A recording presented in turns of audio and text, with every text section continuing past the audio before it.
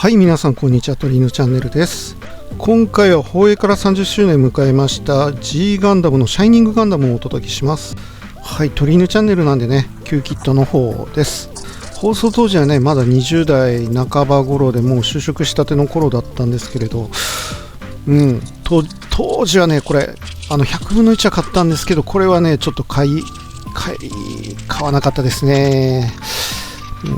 いまいちだったんですよね、正直その時の目で見ても。そして HG がね30代の頃かな、40代になってからかな、なんか出たと思うんですけど、その時もねあんまり買いたい思わなかったですね。ストーリー自体は大好きなんですけどね、なんかキットがねいまいちこう不完全燃焼というか HG でも変形しないっていうところがね、スーパーモードにねちょっとそこがね消せなかったかな。で今度は RG とか出るんですけどね、RG はちょっとラインがね違うんで、前の他の4体のキットと並べると浮いたりするんで、自分で何とかしようかな思って、作ってみることに、今年入ってからしてたんですけど、ようやく完成したので動画の方をアップしております。90年代のキットなんでね、作りは割と簡単で接着剤も使わないでいいものです。ただちょっと不満点がスーパーモードにちょっとできない、顔がすげ替え一部パーツでっていうところがちょっと不満点残るキットかないうところですね。今回はその不満点を自分なりに解消しつつ、そして食玩のですね G フレーム使って可動域も広げたものを作ってこういうことでやってます。はい、そしてね、ここの今カットしてるね足のとこのこのかかとというか足首のとこのねアーマーもね一体成形になってるのがね、値段を落とすためにね仕方ないんですけどね、この辺とかもね分割していきたいかなと思ってます。はい、内部に G フレーム使っていくんですけどね、 G フレームでそういえばシャイニングガンダムもゴッドガンダムも出たなと思いつつでもねこういうの作るのが好きなんでやってるって感じです。で足のとこも早速なんですけどね、マグネットでスライドしてねつま先がね出たり引っ込んだりするように改造してあげました。このギミックもねあれこれは考えたんですけどね、磁石が一番手っ取り早いかなということでこんな風にしております。そして腰回りのアーマーはね G フレームのままだとちょっとね、軸が入らないんでヒートペンで溶かして、腰アーマーを取り付ける基部を作っていってます。こういう時にヒートペンはねかなり重宝します。そして腰のアーマーの可動部今作ってるんですね。ポリキャップランナーのですね、T 字型になっている 2mm 軸のところ、あれを切り取ってあげて、可動のパーツを作っておりますね。これがね腰のサイドアーマーに加工していってるところになります。はい、余分なところをねニッパーで切ってあげて形を整えていってあげます。はい、そしてねヤスリで面を整えてあげます。そして接着剤つけてサイドアーマーと取り付けで、これでねサイドアーマーの可動ができるようになりました。そしてねこれ今ね、腕の内部とか、肩の内部とか、あとふくらはぎの左右のとこですね、そういったとこのヒンジのとこちょっと作ってあげてたとこですね。はい、そして今ここは足のね、これはアーマーですね。足の甲のアーマーのところを隠すやつですね。あれをねなんとかしてやろう思って作ってるとこですね。はい、これがね足の甲のところがちょっとね、干渉するところがあるんでルーターで削ってるとこですね。はい、そしてね、形を整えるのに金やすりで削ってあげて、これで入るようになったんですかね。そして足のね、甲の上のとこのカバーになります。ここスーパーモードになるときにねここもくるっと回っちゃうんで、当たりをデザインナイフでつけて、あとヒートペンでねカットしてあげます。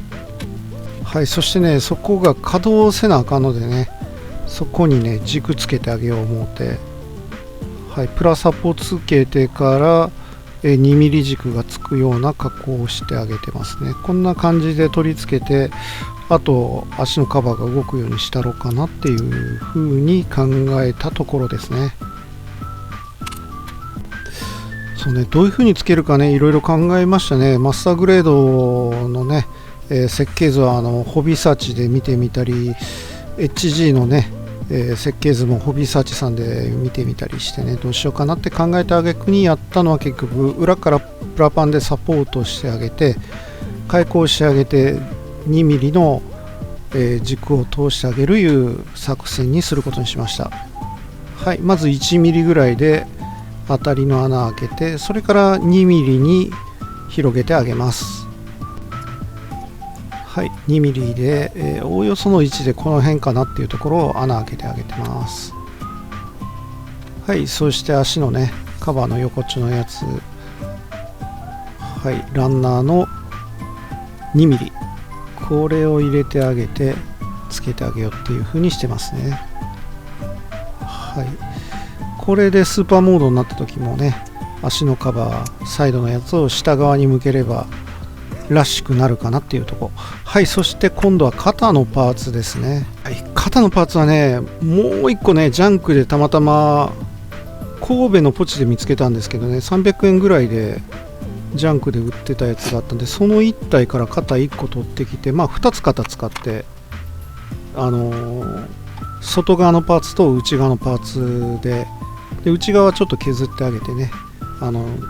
一回り小さめにしてあげて使うっていう、そういう手法を取ってみることにしました。はい、そしてね、肩のカバーがスライドした時に金色のね、こういった下からのね、内容物というか、こういった装甲が出てくるんですけどね、黄色の、それを再現してやろうと思って 0.3 ミリのプラパンを確かこういう風に貼ってるとこですね。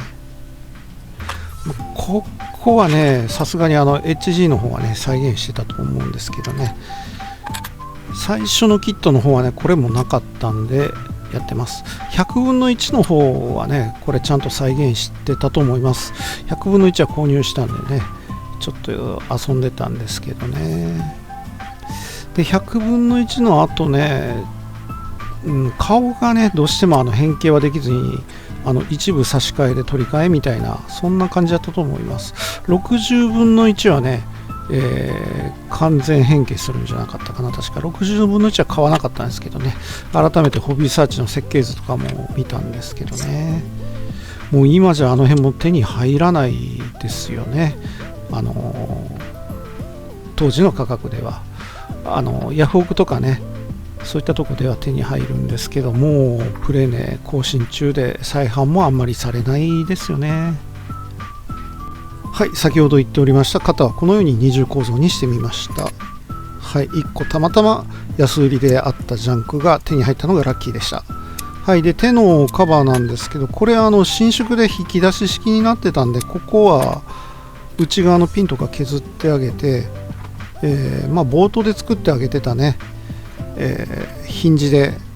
動かしてあげようかないう感じにしております。このヒンジのとこはね、プラパンと真鍮線と、あとはね、一番内側のところが黒っぽいんですけど、あっこは、ポリキャップのランナーのタグを使ってます。それでヒンジを作っておりますね。今左手に持ってるのがヒンジなんですけどね、これでダブルで動かすような、そういう加工物を作ってみました。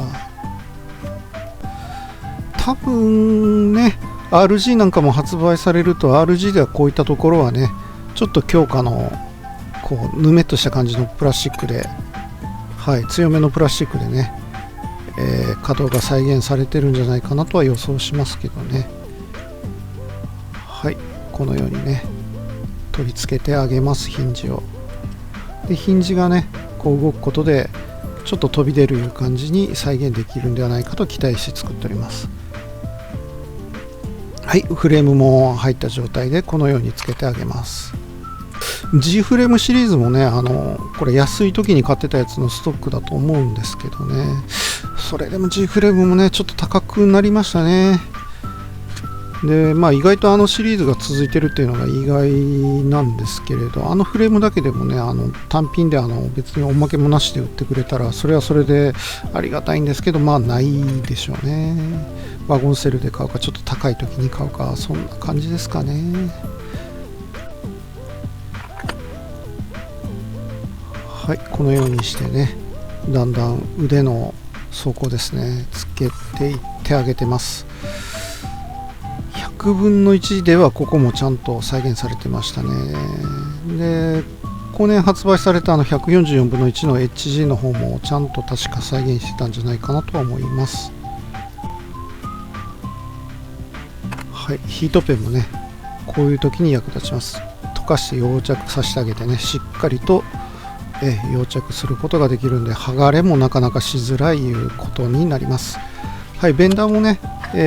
今見た通りちょっとね細めのペンでやってます。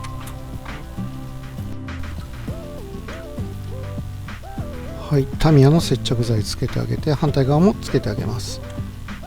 これではまるかな。はい、これでしっかり接着してあげますね。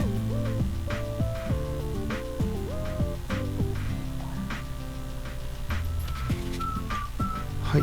そしてねちょっと隙間とかね、つきづらいところはヒートペンでね溶着してあげるといいです。でヒートペンねどうしてもなぞった跡がね残りますんで、そこはヤスリでやすって成形してあげます。後でね、ヒートペン使うとねパテ使うっていうことがねだいぶ減りましたね。はい、使わんわけではないんですけどねだいぶ減りました。はい、ヒンジをね固定するのに 1mm の、角のプラ材をねサイドに貼ってあげてしっかりと接着してあげて、そして上のカバーを取り付けてあげました。はい、そして肩のカバーもね同じようなヒンジをねつけてあげたいと思います。大きさをね、ちょうど入るぐらいの大きさにねここ広げてあげて、ここにヒンジをつけてあげます。今使ってるリューターなんですけどね、これボクサのリューターなんですけどね、ちょっと夏場にメンテで出したら1万ちょいかかりましたね。結構ねこうビットの締めてるところとかが熱くなったりね、ちょっともう経年でいってるんかな思ってこうモーターそのものが壊れる前にね、直しといた方がいいな思って出したんですけどね、まあ予定外出費で結構かかったないう感じで、もともとの値段は2万円ぐらいで今もそれぐらいだよってボックスの人からは言われたんですけどね、今は修理から戻ってきてて、修理でだいたい1ヶ月ちょいぐらいかかりましたかね出してから。それから戻ってきたんですけどかなり調子はいいですね。はい、もうなんだろう、リューターがめちゃくちゃ熱くなることもないし綺麗な音で回ってますし、はい、そう言いつつねヒンジのところをどうにか取り付けようとやっております。はい、ヒンジを肩の内側の方に取り付けてね、で両サイド 1mm の角材のプラボを取り付けて、サポートにしたいと思います。今取り付けてますね 1mm のプラボをね。はい、両サイドつけて、これで割とこう強めにくっつくんじゃないかなとは思います。外れにくいんじゃないかなと思います。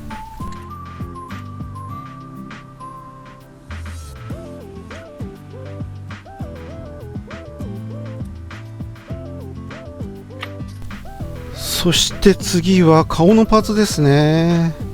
ここですね。一回ねここをカットしてあげて、で結構隙間があるんですけどね、ヒートペンでプラ材溶かして隠してあげました。でここの頭、ここも一体されてたんですけど稼働するように真鍮線通して加工してあげました。元のやつがこれでねこんな感じになってます。ちょっとこのままやとねさすがにね動きがないんで、可動軸のここはね昔作った HG の100分の1のねギミックを思い出しながら、なんか確かこんなんやったよなみたいな感じで作りました。で両サイドですね、黄色く塗る部分、今触ってる部分、ここはね 0.3 ミリの真鍮線見えますかね。それ通してねこのように稼働するようにしてます。ここはね元々のパーツをねヒートペンで切り取ってあげて、あとプラパン 0.3 ミリだったかな5ミリだったかな裏打ちしてあげて、整えております。はい、こんな感じですね。そしてね、シャイニングガンダムのマスクがパカッと開くでしょう。あそこをねどうしようかないうことで、これもヒートペンで、マスクのとこ切り取ってあげて 0.3 ミリの真鍮線で通してあげることにしました。こんな感じです。もうね手指震えながらやってますけどね、もうかなり細かい作業です。後で気づいたんですけどね、ある程度混ぜさせて熱したヒートペンでキュッと押してあげればねプラが溶けるからね、割と簡単に実は入ったなっていうのは後で気づいたんですけどね。はい、今やろうとしますね。これでこれある程度まで入っとけばよかったみたいです。はい、こんな感じでね、マスクの開閉ができるように加工していきました。そしてね真鍮線がどうしても飛び出る余分な部分ありますよね。ああいったとこはどうやって切るかいうと、タミヤからちっちゃいそういったエッチング用のハサミってあるんですよね。それ持ってるんで、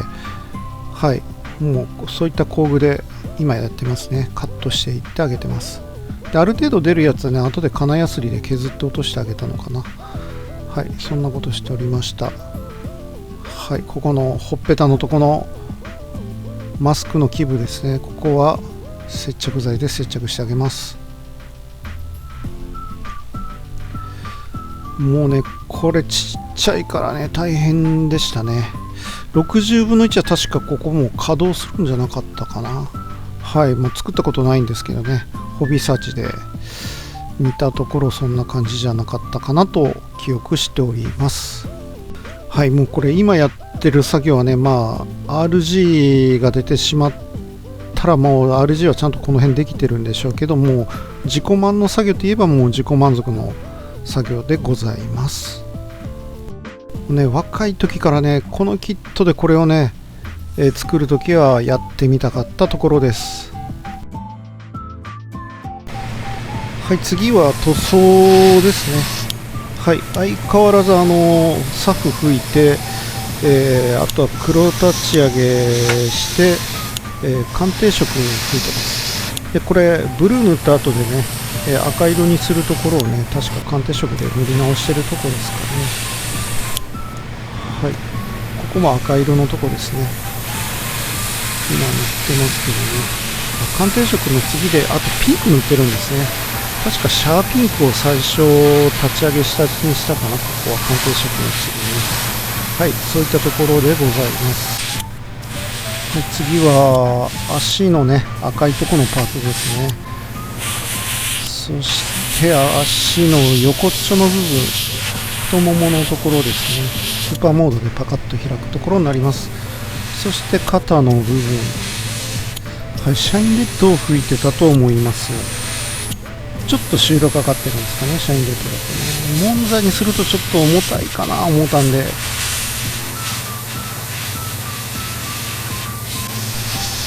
腹部の方もね吹いてってますね。腹部は、上と下で切り離してます。そしてこれもつま先のところですね。磁石入れてるんでね、これね、支えてる棒は釘です。はい、ふくらはぎのところも塗ってます。はい、次はね、赤吹いたところをマスキングして次の色を塗るためにね、はみ出た赤のところをね黒で塗りつぶしていってますね。はい、でも黒で潰した後、白色の強いブルーで吹いていって隠してあげてますね。ライトブルーだったかな。結構白っ気の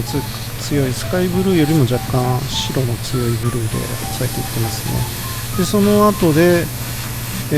ンディブルーですかね、コバルトブルーですかね、コバルトですね、コバルトブルーの方を吹いていっておる感じですね。インディーだとねちょっとねフラットに仕上げた時にね重くなっちゃうんで、後でインディの方がねちょっと明るい感じがするんでインディを選んだと思います。次はね黄色い部分やりたいんで、黄色になるところね、マスキングしてからまたこのブルーのところをね、でここはホワイトですね、拭いて、なんとかしよう思って今ホワイトを拭いてますね。はい、そしてイエローのところ、この角のところですね、ここも拭きました。はい、そして今度はね顔のあたりとかね細かいところの筆塗りをしていっております。はい、もう顔のマスクの赤いとこはね下出るでもう塗っちゃって、で黄色いとこももう塗っちゃってるんですけど、黄色いとこもね下出るです。ただちょっと色が重たいんで、ベースカラーの上に乾いてからレイヤーのカラーを塗って発色を良くさせようっていう風にしてます。はい、次は黄色のとこですね。はい、元の色よりもね、明度を上げよう、彩度を上げようとして明るめの黄色のレイヤーを塗っているところになります。はい、次はねツインアイを塗ろうとしてますね。ここはね落下系塗料で塗ってますね。メタリック系のグリーンなんですけど、割とシルバー混ぜ込んだタイプの色ですね。それ塗ってってます。はい、デコ上のね、カメラモニターも塗ってあげました。はい、次はね腕のアーマーなんですかね、内側の金色のとこですね、ここも塗っていってあげてます。ガイアのゴールドでね、落下系なんですけどね、筆塗りで気をつけながら塗ってます。はい、そしたらね組み立ての方入っていきたいと思うんですけれど、まずね、足から組み立てていっております。足のねここのつま先はマグネットでね伸縮するようにしております。でそしてここの足のガードですね、こちらも改造しました。独立させております。そうですね、で今仮に入れてた、ポリ軸 3mm を抜いてあげました。塗装するときねつけているとちょっと楽なんでね。はい、で G フレームの、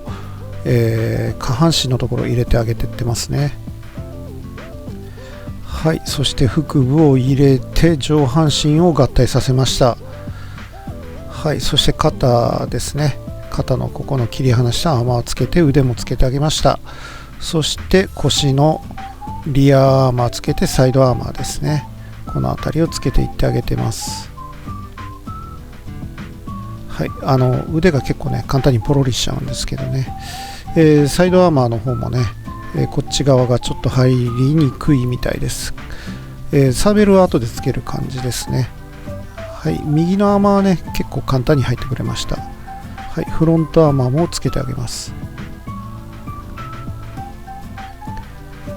ちょっと難儀してるみたいですね。フロントアーマー用のね、ボールジョイントが外れちゃったみたいです。はい、このように取り付けます。そして頭部ですね、アンテナメインブレードのところをつけてあげて、そうですね、そしてあとは肩のパーツですね、腕のパーツと肩のパーツ、はい、肩のパーツなんですけどね、2個1で作った肩になります。はい、これね、どうつけようかなと一瞬考えてて、ちょっと画角外れてるんですけどね、ヒンジのところに接着剤をつけて、今ちょっと外れたんですけどね、接着剤つけて、白いところのアーマーを接着してあげたところです。あと肩はもう差し込むだけみたいな感じで仕上げております。はい、ここも同じように左肩も一緒ですね。あとは腕のブルーのところのね、装甲ですかね、そういったところになります。はい、サーベルを今ね、入れてってあげてます。一本一本バラバラにしたんじゃなくてね、もう2本まとめにしてます。ちょっと意外と入りづらかったようですね。で腕のヒンジをね引っ張り上げてあげて、接着剤つけて、腕の装甲つけてあげますね。はい、こんな感じでつけてあげます。はい、ヒンジで伸縮するっていう風にしてあげました。これでほぼ出来上がりですね。コアランダーは差し込み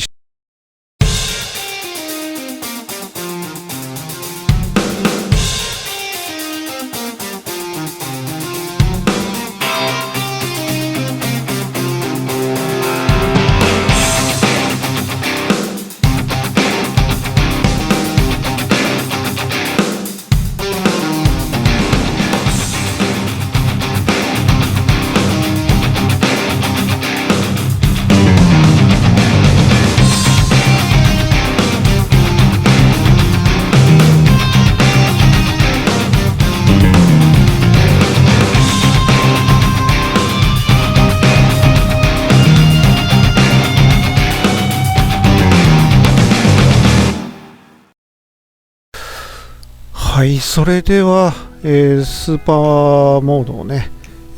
通常状態に戻していきたいと思います。サイドのふくらはぎを閉じてあげて、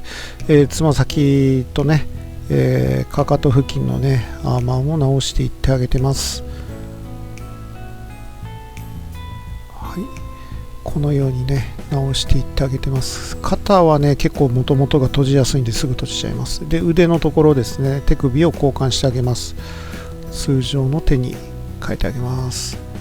さっきの手はね、蛍光グリーンで塗ってあげましたね。最近あの手とかはねバンダイさんからも売ってるんで、はい、ちょっとポロリが多いですね。で顔のマスクも閉めてあげて、これでどうでしょう。はい、元に戻りました。